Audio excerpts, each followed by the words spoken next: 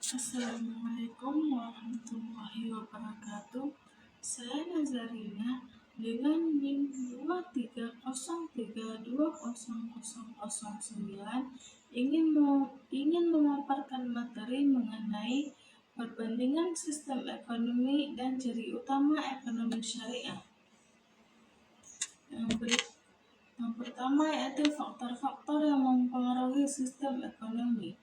Setiap negara di dunia menganut sistem ekonomi yang berbeda-beda. Tidak ada satu sistem ekonomi pun yang identik karena setiap sistem dibentuk oleh serangkaian faktor yang unik.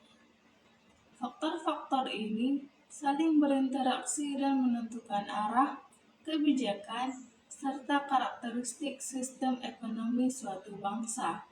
Secara garis besar, faktor-faktor yang mempengaruhi sistem ekonomi dapat dikelompokkan menjadi 6 kategori utama. Yang pertama yaitu faktor ideologi dan falsafah hidup bangsa. Ideologi adalah seperangkat nilai, keyakinan, dan pandangan dunia yang dianut oleh suatu bangsa. Faktor ini merupakan faktor yang paling fundamental karena menjadi landasan filosofis bagi seluruh kebijakan ekonomi. Misalnya, negara yang menganut ideologi liberal kapitalis akan cenderung mengembangkan sistem ekonomi yang berbasis pada kebebasan individu, pasar bebas, dan hak milik pribadi yang mutlak. Sebaliknya, negara yang menganut ideologi komunis sosialis akan mengembangkan sistem ekonomi yang berbasis pada kepemilikan bersama atas alat-alat produksi, perencanaan terpusat, dan penghapusan kelas sosial. Sementara itu, negara yang berlandaskan ideologi religius seperti Islam akan mengembangkan sistem ekonomi yang biasanya tertuang dalam konstitusi atau undang-undang dasar negara. Yang kedua yaitu faktor agama dan nilai-nilai moral masyarakat. Agama dan nilai-nilai moral yang dianut oleh mayoritas masyarakat sangat mempengaruhi sistem ekonomi. Dalam masyarakat yang religius, aktivitas ekonomi tidak dapat dipisahkan dari nilai-nilai etis dan spiritual. Misalnya, dalam masyarakat Muslim, praktik riba atau bunga dianggap haram, sehingga sistem keuangan harus dikembangkan tanpa instrumen bunga. Demikian pula, larangan terhadap produksi dan konsumsi barang haram seperti babi, alkohol, narkoba akan mempengaruhi struktur industri suatu negara. Di sisi lain, masyarakat sekuler cenderung memisahkan agama dari urusan ekonomi, sehingga standar etika ekonomi ditentukan oleh rasionalitas dan kepentingan publik semata, bukan oleh doktrin agama. Perbedaan ini menghasilkan karakteristik sistem ekonomi yang sangat berbeda.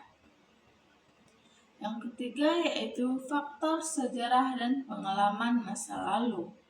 Sejarah suatu bangsa termasuk pengalaman pahit seperti penjajahan, krisis ekonomi, atau kegagalan sistem tertentu, sangat mempengaruhi pilihan sistem ekonomi di masa kini. Sebagai contoh, negara-negara yang pernah dijajah oleh Inggris cenderung mewarisi sistem hukum common law dan ekonomi pasar kapitalis. Negara-negara bekas Uni Soviet cenderung mempertahankan unsur-unsur ekonomi terencana meskipun telah beralih ke ekonomi pasar. Pengalaman krisis moneter 1998 di Indonesia, misalnya, telah membuka mata banyak pihak tentang bahaya sistem bunga dan spekulasi, sehingga mendorong pertumbuhan perbankan syariah yang lebih stabil. Sejarah juga membentuk mentalitas dan perilaku ekonomi masyarakat, seperti etos kerja, semangat kewirausahaan, atau kecenderungan untuk bergantung pada negara. Yang keempat yaitu faktor sumber daya alam dan kondisi geografis. Ketersediaan sumber daya alam atau SDA seperti minyak bumi, gas alam, batu bara, mineral, lahan pertanian, perikanan, dan hutan sangat menentukan bentuk sistem ekonomi suatu negara. Negara yang kaya SDA seperti Arab Saudi, Kuwait, dan Uni Emirat Arab cenderung mengembangkan ekonomi berbasis ekstraktif dan distribusi rente atau pendapatan dari sumber daya alam. Sementara itu, negara dengan SDA terbatas seperti Jepang, Swiss, dan Singapura mengembangkan ekonomi berbasis inovasi, teknologi, dan juga jasa. Kondisi geografis atau iklim, letak strategis, jaringan sungai, akses ke laut juga mempengaruhi sektor-sektor unggulan, yaitu seperti pertanian, perikanan, pariwisata, dan juga perdagangan. Kebijakan ekonomi suatu negara seringkali dirancang untuk mengoptimalkan potensi SDA dan mengatasi keterbatasan geografis.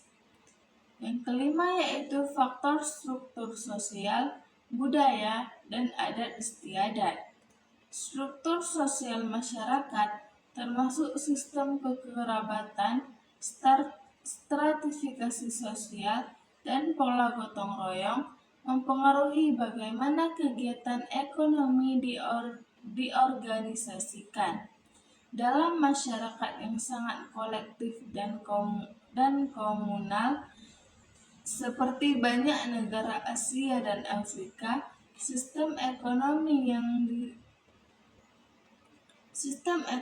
yang sangat individualistis ala Barat seringkali kurang cocok karena bertentangan dengan nilai-nilai budaya setempat. Sebaliknya, sistem ekonomi yang mengakui pentingnya kooperasi, kredit usaha bersama, dan jaminan sosial berbasis komunikasi akan lebih mudah diterima.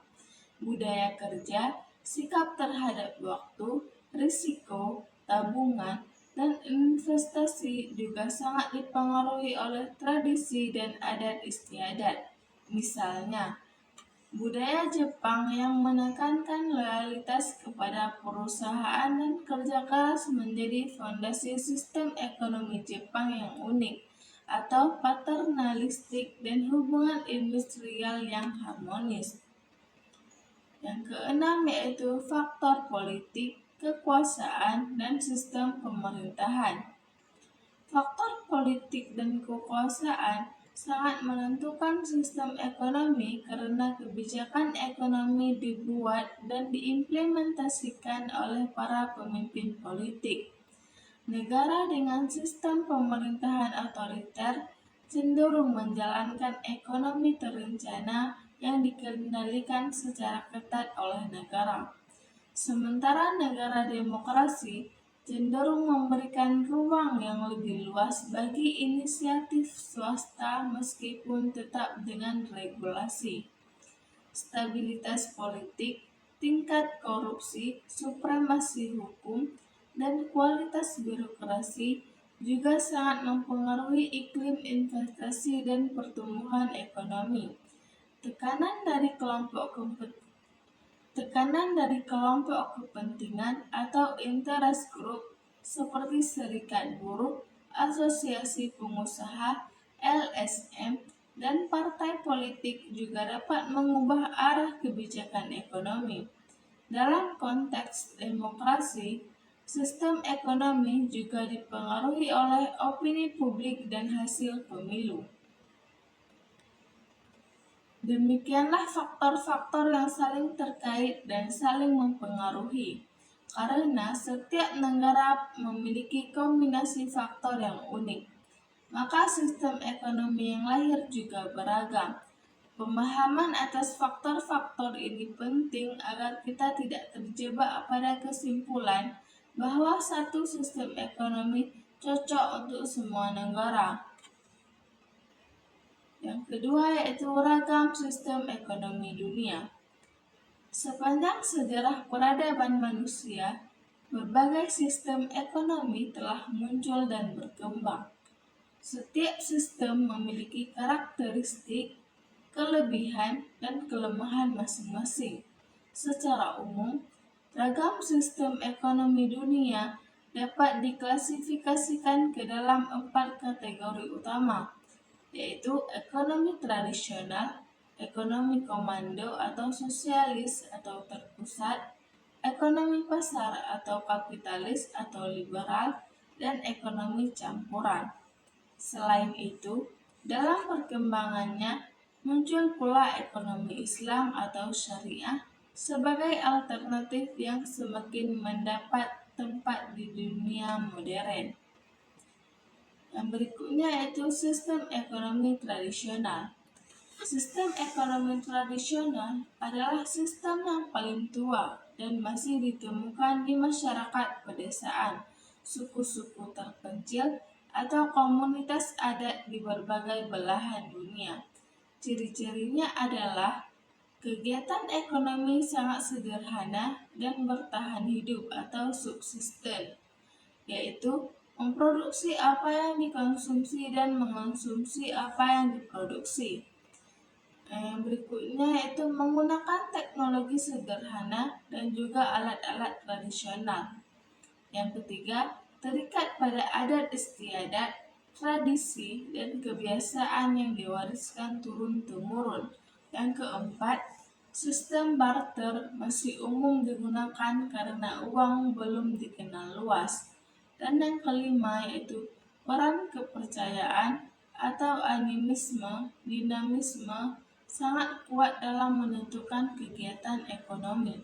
Misalnya, larangan membuka hutan tertentu atau waktu tanam yang harus mengikuti ritual adat. Kelebihan sistem ini adalah harmoni dengan alam dan tidak merusak lingkungan. Kelemahannya adalah produktivitas rendah, rentan terhadap bencana alam, dan tidak mampu berkembang.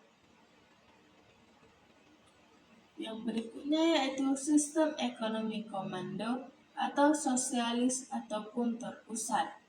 Sistem ekonomi komando juga dikenal sebagai ekonomi terpusat atau ekonomi perencanaan pusat, yang mana adalah sistem di mana negara atau pemerintah memegang kendali penuh atas seluruh aktivitas ekonomi. Sistem ini identik dengan ideologi komunis atau sosialis ekstrim. Ciri-cirinya yang pertama yaitu semua alat-alat produksi yang penting seperti tanah, pabrik, tambang, bank, transportasi dimiliki dan dikelola oleh negara. Yang kedua, pemerintah membuat perencanaan ekonomi nasional, biasanya dalam bentuk rencana 5 tahunan yang mengatur apa yang harus diproduksi, berapa jumlahnya, bagaimana distribusinya, dan berapa harganya. Yang ketiga, mekanisme pasar dan harga tidak berfungsi, yaitu harga ditetapkan oleh pemerintah. Yang keempat, hak milik pribadi atas alat produksi tidak diakui atau dibatasi atau dihapuskan. Dan yang kelima, keuntungan atau laba bukan tujuan utama. Yang utama adalah pemenuhan kebutuhan sesuai rencana negara. Kelebihan sistem ini secara teori dapat menghindari krisis karena semua terencana dan dapat mencapai pemerataan ekonomi secara cepat.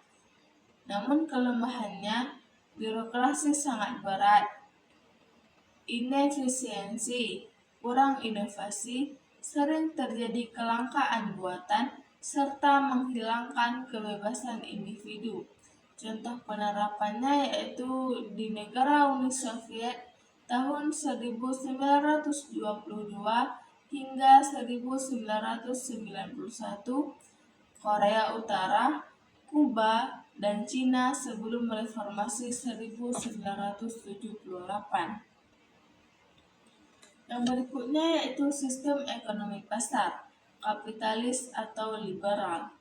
Sistem ekonomi pasar yang dikenal juga sebagai kapitalisme atau liberalisme ekonomi adalah sistem yang memberikan kebebasan seluas-luasnya kepada individu dan swasta dalam melakukan kegiatan ekonomi.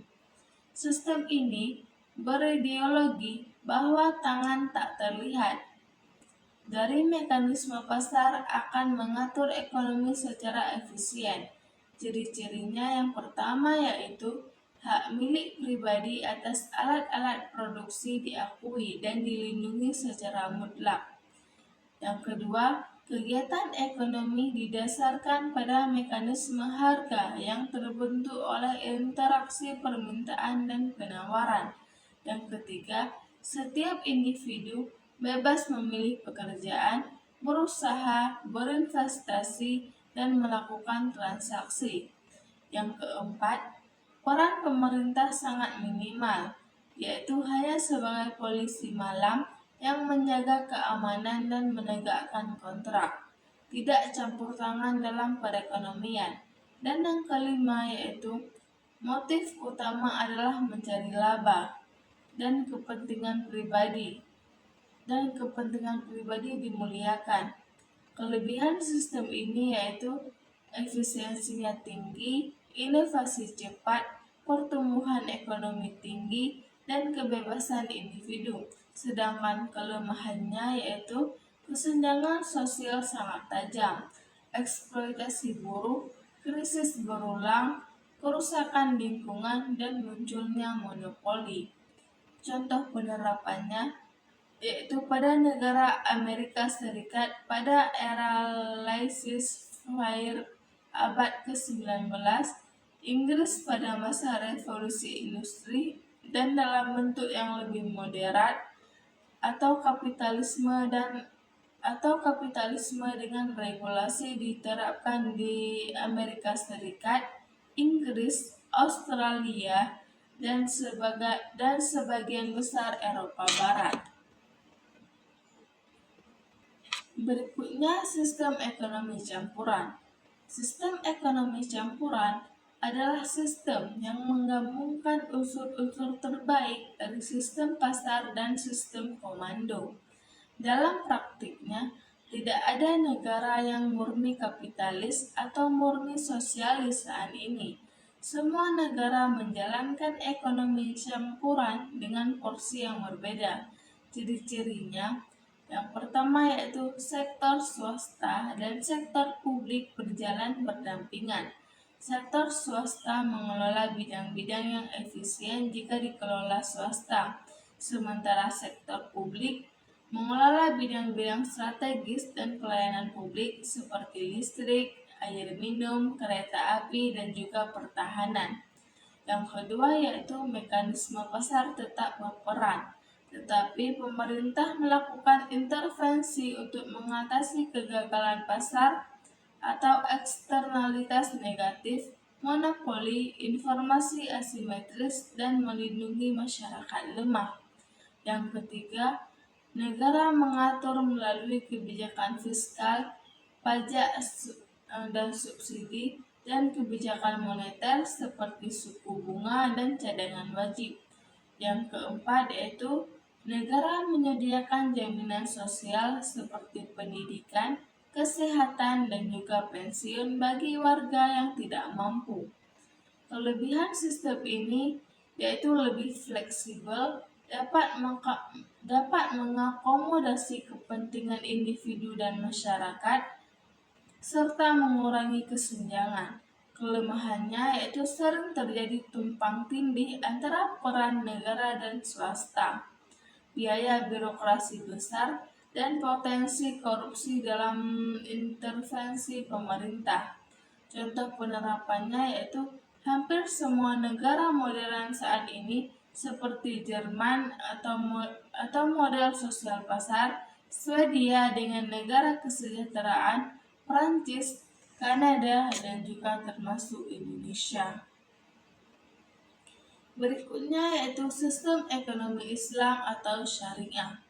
Sistem ekonomi Islam adalah sistem ekonomi yang didasarkan pada nilai-nilai, prinsip, dan hukum Islam yang bersumber dari Al-Quran, Sunnah, dan juga ijtihad.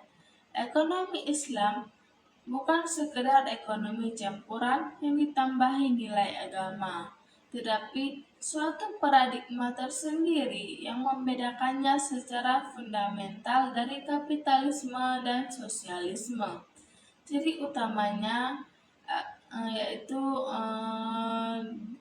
akan dijelaskan lebih rinci pada bagian 3 dan 4. Ciri yang pertama yaitu tauhid sebagai landasan. Yang kedua, kepemilikan mutlak milik Allah, manusia cuma sebagai khalifah. Yang ketiga, larangan riba, gharar, maisir. Dan yang keempat, keharusan zakat dan distribusi kekayaan. Yang kelima, keadilan sebagai prinsip sentral. Yang keenam, aktivitas ekonomi bernilai ibadah. Dan yang ketujuh, sektor real sebagai basis transaksi. Tetapi semuanya harus dalam bingkai nilai halal, adil, dan bertanggung jawab. Ekonomi syariah menawarkan jalan tengah yang moderat atau wasatiyah antara kapitalisme yang ekstrim, yaitu individualisme dan juga kesenjangan, dan sosialisme yang ekstrim seperti penghapusan kebebasan dan kepemilikan pribadi. Implementasi ekonomi syariah secara utuh saat ini dapat dilihat di berbagai negara seperti Iran, Sudan, meskipun Sudan memiliki banyak tantangan, dan secara parsial di Malaysia, Brunei, serta Indonesia yang khususnya di sektor keuangan, industri halal, zakat maupun wakaf. Yang berikutnya yaitu prinsip ekonomi kapitalis, ekonomi sosialis, dan ekonomi Islam. Untuk memahami secara lebih mendalam perbedaan antara ketiga sistem ekonomi besar dunia, perlu kita uraikan prinsip-prinsip fundamental masing-masing. Prinsip-prinsip ini menjadi roh yang membedakan satu sistem dengan sistem lainnya. Yang pertama yaitu prinsip ekonomi kapitalis. Kapitalisme sebagai sistem ekonomi memiliki sejumlah prinsip utama yang menjadi fondasinya. Prinsip-prinsip ini pertama kali dirumuskan oleh para pemikir seperti Adam Smith, kemudian dikembangkan oleh David Ricardo, John Stuart Mill, dan para ekonom neoklasik. Prinsip-prinsip tersebut adalah: yang pertama, hak milik pribadi. Setiap individu memiliki hak mutlak untuk memiliki, menguasai, menggunakan, dan mewariskan harta kekayaan, termasuk alat-alat produksi seperti tanah, pabrik, dan juga mesin. Negara tidak boleh secara sewenang-wenang mengambil atau mengganggu hak milik pribadi.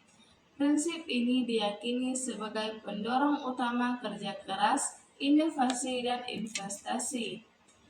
Yang kedua yaitu kebebasan individu. Setiap orang bebas memilih pekerjaan, tempat tinggal, barang yang akan diproduksi, harga yang akan ditetapkan, dan mitra bisnis. Tidak ada paksaan atau intervensi dari pihak manapun, termasuk negara. Kebebasan ini dianggap sebagai nilai tertinggi yang harus dilindungi. Dan yang ketiga, mekanisme pasar dan harga. Harga ditentukan oleh interaksi permintaan dan penawaran di pasar. Harga berfungsi sebagai sinyal bagi produsen atau barang apa yang atau barang apa yang menguntungkan untuk diproduksi, dan konsumen yaitu barang apa yang relatif murah atau mahal. Mekanisme ini diyakini lebih efisien daripada perencanaan pusat. Yang keempat, motif laba. Setiap pelaku ekonomi didorong oleh keinginan untuk mencapai keuntungan sebesar-besarnya. Motif laba dianggap wajar dan bahkan positif karena mendorong efisiensi, inovasi, dan pertumbuhan ekonomi. Yang kelima, persaingan bebas. Pasar harus bersifat kompetitif dengan banyak penjual dan pembeli sehingga tidak ada satu pihak pun yang mengendalikan harga. Persaingan bebas akan memaksa produsen untuk menekan biaya, meningkatkan kualitas, dan berinovasi. Monopoli dan kartel ditolak karena merusak persaingan. Yang keenam, peran minimal negara. Pemerintah hanya bertugas sebagai penjaga malam, yaitu melindungi keamanan dalam negeri, mempertahankan negara dari serangan luar, menegakkan kontrak dan hukum, serta menyediakan barang publik yang tidak dapat disediakan oleh pasar, misalnya pertahanan, lampu jalan, dan juga sistem peradilan. Di luar itu, pemerintah tidak boleh campur tangan dalam perekonomian. Yang ketujuh yaitu rasionalisme ekonomi. Setiap pelaku ekonomi diasumsikan sebagai homo economicus, yaitu rasional, mengetahui semua informasi, dan selalu berusaha memaksimalkan kepuasan atau utilitas bagi dirinya sendiri. Keputusan ekonomi diambil berdasarkan perhitungan untung rugi semata, tanpa mempertimbangkan moral, agama, atau emosi. Berikutnya, prinsip ekonomi sosialis. Sosialisme hadir sebagai reaksi terhadap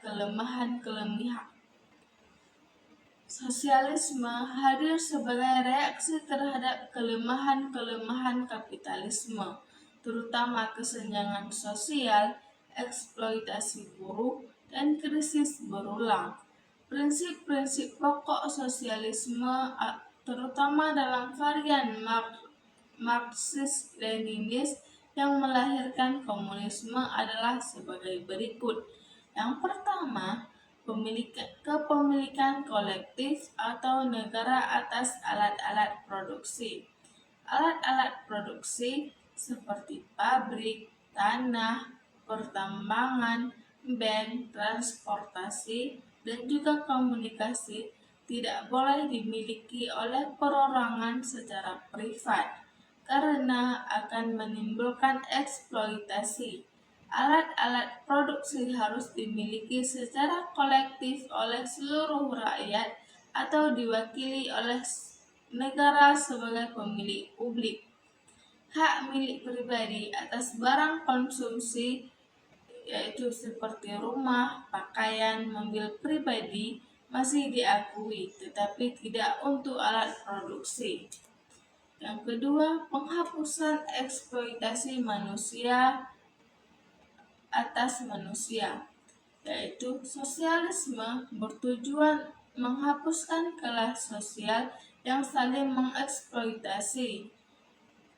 Dalam kapitalisme borjuis atau pemilik modal mengeksploitasi proletar atau buruh dengan membayar upah yang lebih rendah daripada nilai yang dihasilkan buruh, sehingga terjadi nilai lebih atau surplus value yang dinikmati pemilik modal. Sosialisme ingin menghapuskan praktik ini dengan menghilangkan kelas pemilik modal.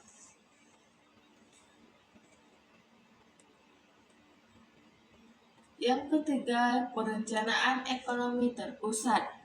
Seluruh kegiatan ekonomi direncanakan oleh pemerintah pusat melalui suatu badan perencana negara.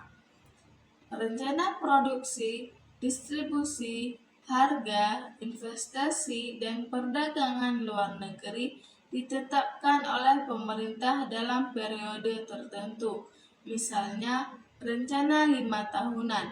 Tidak ada mekanisme pasar bebas. Seluruh warga bekerja sesuai dengan keahliannya dan menerima upah dari negara. Yang keempat, kesejahteraan kolektif prioritas di atas kepentingan individu. Kepentingan masyarakat atau kolektif lebih diutamakan daripada kepentingan individu. Individu bekerja untuk masyarakat, bukan untuk keuntungan pribadi. Produksi diarahkan untuk memenuhi kebutuhan masyarakat, bukan untuk mencari laba. Kesetaraan atau egalitarianisme menjadi nilai yang dijunjung tinggi, sehingga perbedaan kekayaan dan pendapatan antara warga sangat dikecilkan. Yang kelima, distribusi berdasarkan kebutuhan. Slogan sosialisme ala Marx adalah dari masing-masing sesuai kemampuannya, kepada masing-masing sesuai kebutuhannya, yang artinya setiap warga diharuskan bekerja sesuai kemampuan dan keahliannya, dan negara akan mendistribusikan barang atau jasa kepada setiap warga sesuai kebutuhannya, bukan berdasarkan kontribusi atau kinerjanya. Dalam praktiknya, sistem ini sulit dijalankan karena tidak ada insentif untuk bekerja keras. Yang keenam, penolakan terhadap pasar dan harga pasar.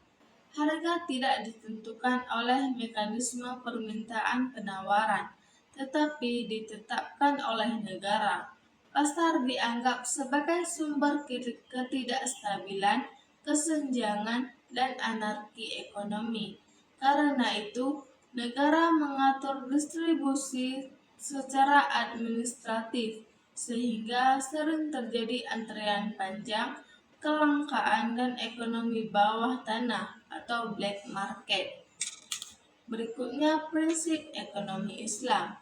Ekonomi Islam hadir sebagai jalan tengah atau jalan ketiga yang tidak ekstrim seperti kapitalisme dan tidak ekstrim seperti sosialisme yang menghilangkan kebebasan dan kepemilikan pribadi. Yang berikutnya yaitu prinsip ekonomi Islam. Ekonomi Islam hadir sebagai jalan tengah atau jalan ketiga yang tidak ekstrim seperti kapitalisme, yaitu terlalu individualistis, dan tidak ekstrim seperti sosialisme atau menghilangkan kebebasan dan kepemilikan pribadi. Prinsip-prinsip ekonomi Islam bersumber dari Al-Quran dan Sunnah serta dikembangkan melalui ijtihad. Prinsip-prinsip tersebut adalah yang pertama, tauhid atau keesaan Allah sebagai landasan utama. Ini adalah prinsip paling fundamental. Segala aktivitas ekonomi seperti bekerja, berdagang, berinvestasi, atau mengonsumsi dilakukan dalam rangka ibadah kepada Allah. Manusia bukanlah pemilik mutlak, melainkan khalifah atau pengelola yang diberi amanah. Karena itu, setiap tindakan ekonomi harus sesuai dengan syariat, diniatkan untuk meraih ridha Allah, dan akan dipertanggungjawabkan di akhirat. Yang kedua, kepemilikan bersifat ganda, yaitu hak mutlak Allah dan hak manusia sebagai khalifah.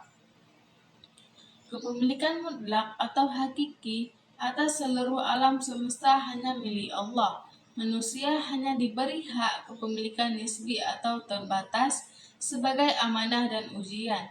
Karena itu, pemilik harta wajib mengeluarkan hak-hak orang lain yang melekat pada hartanya, seperti zakat, infak, sedekah, wakaf, dan juga warisan. Harta tidak boleh digunakan untuk kemaksiatan, dan ada batasan-batasan syariah dalam mencari, mengelola, dan membelanjakan harta. Yang ketiga, keadilan sebagai prinsip sentral. Ekonomi Islam dibangun di atas fondasi keadilan. Keadilan mencakup keadilan dalam pertukaran, Tidak boleh ada penipuan, kecurangan timbangan, riba, dan gharar. Keadilan dalam distribusi seperti kekayaan tidak hanya berputar di kalangan orang kaya, tetapi juga zakat dan warisan yang mendistribusikannya. Dan keadilan dalam perlakuan, yaitu hak buruh, hak konsumen, hak masyarakat, dan hak lingkungan hidup harus dipenuhi. Yang keempat, larangan riba, gharar, dan maisir. Riba yaitu segala bentuk kelebihan dalam transaksi utang piutang atau jual beli yang tidak sesuai dengan syariah, termasuk bunga bank konvensional. Riba diharapkan secara mutlak karena menimbulkan ketidakadilan, yaitu gharar merupakan ketidakpastian berlebihan atau spekulasi yang merugikan salah satu pihak. Misalnya, menjual ikan yang masih di dalam kolam tanpa diketahui ukuran dan jumlahnya. Berikutnya maisir, judi atau transaksi yang hasilnya sangat tergantung pada untung-untungan, seperti taruhan olahraga atau spekulasi derivatif yang tidak terkait aset real. Yang kelima yaitu penghargaan pada mekanisme pasar tetapi dengan etika.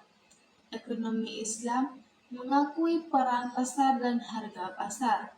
Harga yang terbentuk secara alami melalui mekanisme permintaan penawaran dianggap adil atau harga keseimbangan. Namun, pasar tidak boleh dibiarkan tanpa pengawasan. Negara berhak melakukan intervensi untuk mencegah monopoli, penimbunan atau ihtikar, kecurangan, dan praktik tidak adil lainnya. Islam juga mengajarkan etika bisnis seperti kejujuran, transparansi, tidak mengurangi takaran dan timbangan.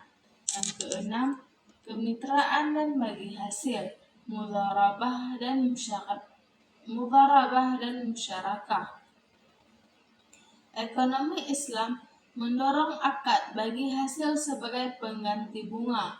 Dalam mudharabah, pemilik modal dan pengelola usaha berbagi keuntungan sesuai nisbah yang disepakati, dan kerugian ditanggung sesuai porsi modal, atau dalam musyarakah, atau oleh pemilik modal dalam mudharabah. Jika kerugian bukan kelalaian pengelola. Prinsip ini menciptakan hubungan kemitraan yang adil dan mendorong aktivitas sektor real. Yang ketujuh, zakat dan kewajiban sosial. Ekonomi Islam mewajibkan setiap muslim yang mampu untuk membayar zakat berupa 2,5% dari harta tertentu serta zakat fitrah. Zakat didistribusikan kepada 8 golongan atau asnaf, terutama fakir dan miskin. Selain zakat, infak, sedekah, dan wakaf sangat dianjurkan. Dengan instrumen ini, ekonomi Islam memastikan adanya redistribusi kekayaan dari orang kaya ke orang miskin sehingga tidak ada kemiskinan struktural. Yang kedelapan, kegiatan ekonomi harus terkait sektor real. Setiap transaksi keuangan harus didasarkan pada aset real atau barang atau jasa nyata, bukan sekadar spekulasi di atas kertas. Uang dipandang sebagai alat tukar dan satuan hitung, bukan komoditas yang dapat diperjualbelikan untuk menghasilkan bunga. Karena itu, instrumen keuangan syariah selalu terkait dengan kegiatan usaha yang jelas. Kesembilan, aktivitas ekonomi bernilai ibadah dan berorientasi akhirat. Setiap kegiatan ekonomi yang dilakukan sesuai syariah dan diniatkan karena Allah akan mendapatkan pahala. Tujuan akhir bukanlah kekayaan maksimal di dunia, tetapi falah atau kebahagiaan di dunia dan akhirat. Seseorang yang kaya raya, namun hartanya diperoleh dengan riba, penipuan, dan tidak membayar zakat justru akan merugi di akhirat. Berikutnya, prinsip dan ciri utama ekonomi syariah. Setelah memahami prinsip-prinsip ekonomi Islam secara umum, kita akan menguraikan secara lebih spesifik dan sistematis prinsip dan ciri utama ekonomi syariah sebagai sistem ekonomi yang diterapkan di dunia nyata, khususnya di lembaga keuangan, industri halal, dan kebijakan publik.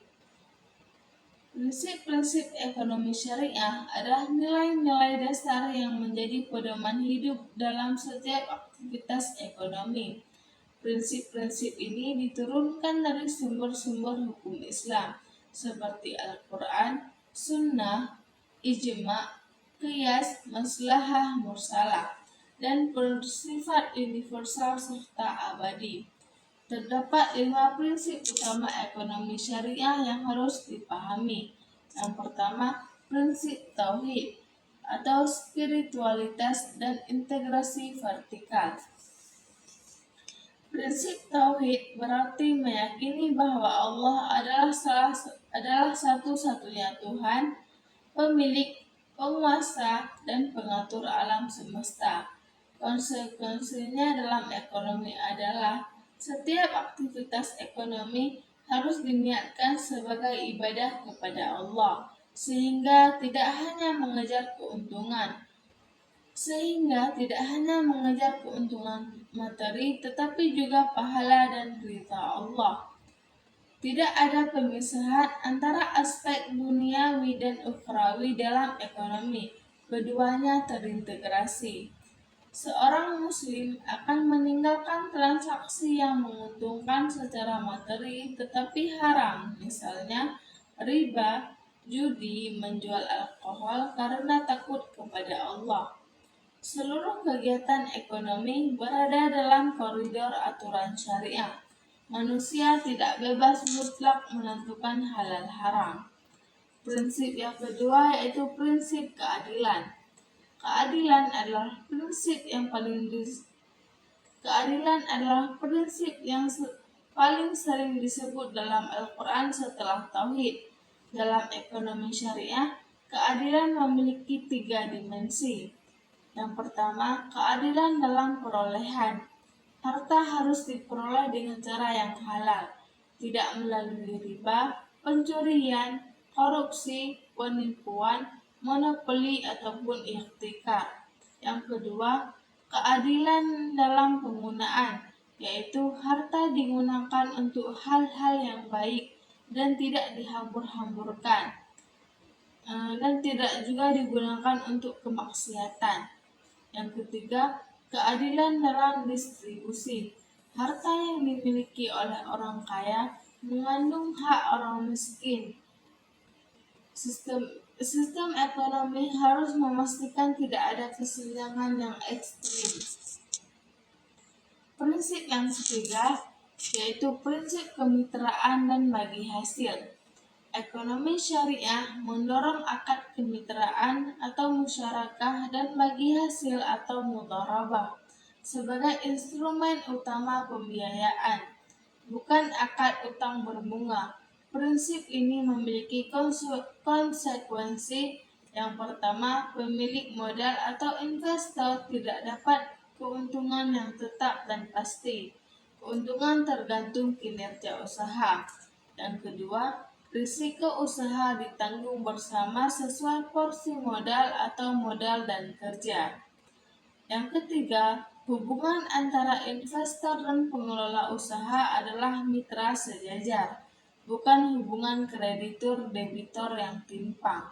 Yang keempat, akad ini mendorong aktivitas sektor real atau usaha nyata, bukan spekulasi keuangan semu. Prinsip yang keempat yaitu prinsip kebebasan bertanggung jawab. Ekonomi syariah mengakui kebebasan individu untuk memiliki harta, memilih profesi, melakukan transaksi, dan mengembangkan usaha. Namun, kebebasan ini dibatasi oleh hukum syariah yang berupa halal dan haram, hak-hak orang lain yang berupa zakat, tidak merugikan tetangga, dan tidak mencemari lingkungan. Dan yang ketiga, etika dan moral yang berupa jujur, transparan, dan tidak curang. Kebebasan tanpa tanggung jawab seperti dalam kapitalisme laissez-faire ditolak karena akan melahirkan eksploitasi. Prinsip yang kelima yaitu prinsip tolong-menolong dan solidaritas sosial. Prinsip ini bersumber dari Quran Surat Al-Maidah ayat 2. Tolong menolonglah kamu dalam mengerjakan kebajikan dan takwa, dan jangan tolong menolong dalam berbuat dosa dan pelanggaran. Konsekuensinya yaitu yang pertama, masyarakat dan negara wajib membantu anggota masyarakat yang lemah seperti fakir, miskin, cacat, janda, dan anak yatim melalui zakat, infak, sedekah, dan wakaf. Yang kedua, asuransi syariah atau takaful dikembangkan dengan prinsip saling menanggung risiko, bukan saling mengalihkan risiko seperti asuransi konvensional. Yang ketiga, koperasi dan BMT dikembangkan sebagai wujud gotong royong ekonomi. Yang keempat, setiap muslim adalah tangan di atas lebih baik daripada tangan di bawah, yang berarti memberi lebih baik daripada menerima. Adapun ciri-ciri utama ekonomi syariah. Ciri-ciri utama adalah karakteristik khas yang membedakan ekonomi syariah dari sistem ekonomi lainnya, yaitu kapitalis, sosialis, maupun ekonomi campuran konvensional. Ciri-ciri ini dapat diamati dalam praktik operasional sehari-hari. Ciri yang pertama yaitu berbasis nilai-nilai ilahiyah dan akhlak mulia. Ekonomi syariah tidak pernah netral nilai. Ia syarat dengan nilai moral dan spiritual.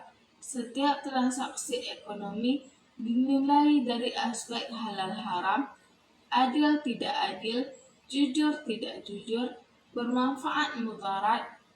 Pelaku ekonomi syariah atau individu, korporasi, regulator diharapkan memiliki integritas, amanah, dan takwa. Jika nilai ini pudar, maka ekonomi syariah hanya tinggal cangkang kosong. Ciri yang kedua, mengharamkan riba dalam segala bentuk. Ini adalah ciri paling dikenal.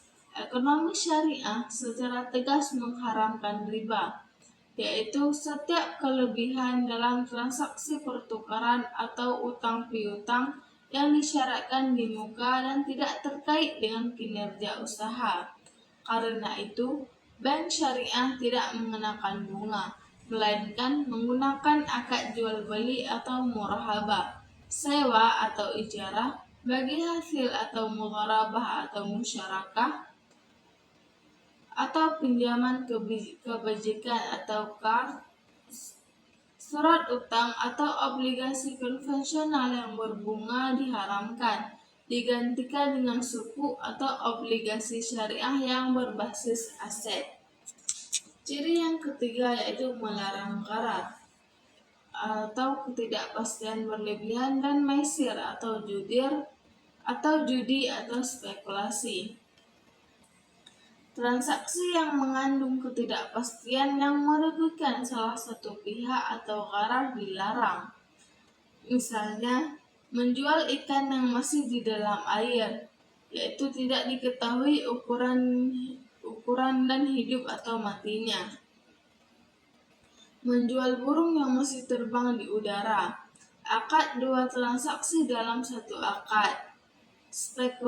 Spekulasi liar yang menyerupai judi atau maisir seperti trading derivatif tanpa underlying asset. Kontrak berjangka komoditas yang tidak disertai niat serah terima barang, serta taruhan di bursa juga dilarang. Ekonomi syariah mendorong transaksi yang jelas, transparan, dan terkait aset real. Ciri yang keempat yaitu mewajibkan zakat dan mendorong wakaf, infak, dan sedekah. Ekonomi syariah memiliki mekanisme redistribusi kekayaan yang wajib atau zakat dan sukarela atau infak, sedekah, wakaf, hibah, dan wasiat yang terintegrasi dengan sistem ekonomi secara keseluruhan. Zakat tidak hanya dilihat sebagai ibadah ritual, tetapi sebagai instrumen fiskal negara untuk mengentaskan kemiskinan. Dalam negara yang menerapkan syariah secara utuh, zakat dikelola oleh negara atau baitul mal dan didistribusikan kepada 8 asnaf. Wakaf produktif dikembangkan untuk membiayai pendidikan, kesehatan, dan infrastruktur publik. Ciri yang kelima yaitu setiap transaksi harus terkait dengan aset real. Dalam ekonomi syariah, uang dipandang sebagai alat tukar dan satuan hitung, bukan sebagai komoditas yang dapat dijual beli untuk mendapatkan keuntungan dari selisih harga atau bunga. Karena itu, setiap penerbitan instrumen keuangan atau suku, saham, reksadana harus didasari oleh aset real yang jelas. Pembiayaan harus dialokasikan untuk membiayai kegiatan usaha yang nyata, seperti perdagangan, industri, pertanian, dan juga jasa, bukan untuk spekulasi valuta asing atau instrumen derivatif tanpa underlying asset. Ciri yang keenam yaitu adanya lembaga pengawas syariah atau dewan syariah. Ciri pembeda yang sangat konkret adalah keberadaan Dewan Pengawas Syariah atau DPS di lembaga keuangan syariah dan lembaga ekonomi syariah lainnya. DPS terdiri dari ulama atau ahli fikih muamalah yang bertugas mengawasi agar seluruh operasional dan produk lembaga tersebut sesuai dengan fatwa DSN MUI dan prinsip syariah. DPS berwenang memberikan opini syariah, menolak produk yang tidak sesuai, dan meminta perbaikan. Lembaga konvensional tidak memiliki lembaga semacam ini. Ciri yang ketujuh yaitu menolak praktik monopoli, kartel, dan ihtikar atau penimbunan barang. Ekonomi syariah melarang praktik yang merusak mekanisme pasar yang adil, monopoli atau penguasaan pasar oleh satu pelaku, dan kartel atau kesepakatan antara pelaku usaha untuk mengatur harga dilarang karena merugikan konsumen. Ihtikar atau menimbun barang kebutuhan pokok saat terjadi kelangkaan untuk dijual dengan harga lebih tinggi juga dilarang keras dengan ancaman hukuman, yaitu Rasulullah SAW bersabda, tidaklah seseorang menimbun barang kecuali ia telah melakukan dosa. Negara wajib turun tangan untuk membubarkan monopoli, membongkar kartel, dan memaksa penimbunan untuk menjual barangnya dengan harga normal. Ciri yang kedelapan yaitu keadilan dalam upah dan hubungan industrial. Ekonomi syariah menekankan keadilan bagi pekerja atau buruh. Upah harus ditetapkan secara adil, mempertimbangkan kebutuhan hidup layak, produktivitas, dan kemampuan perusahaan. Rasulullah bersabda, berikanlah upah kepada pekerja sebelum keringatnya kering. Perbudakan, kerja paksa, diskriminasi upah berdasarkan suku, agama, ras, gender, serta eksploitasi pekerja anak diharamkan. Serikat pekerja diakui sebagai mekanisme perjuangan hak-hak buruh selama tidak melanggar syariah. pemutusan hubungan kerja, atau PHK yang sewenang-wenang tanpa alasan yang dibenarkan syariah dan tanpa pesangon yang layak juga dilarang. Ciri yang kesembilan yaitu perlindungan lingkungan hidup dan larangan perusakan alam. Ekonomi syariah memiliki tanggung jawab ekologis. Allah berfirman, "Dan janganlah kamu berbuat kerusakan di muka bumi setelah Allah memperbaikinya." Dalam ekonomi syariah, pencemaran lingkungan, eksploitasi sumber daya alam yang tidak berkelanjutan, pemborosan air, penebangan hutan secara liar, dan perburuan satwa dilindungi adalah tindak kejahatan yang berdosa, bukan sekadar pelanggaran administratif. Prinsip israf atau berlebih-lebihan dan tabdzir atau menghambur-hamburkan dilarang. Konsumsi yang berlebihan dianggap mubazir dan tidak disukai Allah. Industri ramah lingkungan, daur ulang, energi terbarukan, dan pertanian berkelanjutan sangat sejalan dengan ekonomi syariah. Ciri yang ke-10 yaitu fleksibilitas dan kemampuan beradaptasi dengan perkembangan zaman. Ekonomi syariah tidak statis.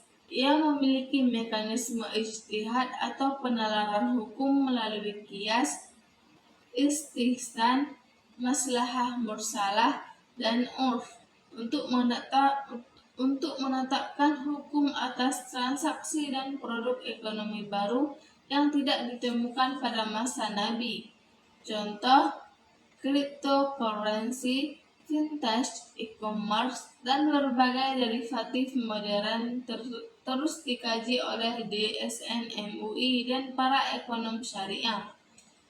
Fleksibilitas ini menjadikan ekonomi syariah tetap relevan di abad 21, asalkan roh keadilan, transparansi, dan larangan riba atau gharar atau mesir tetap dijaga.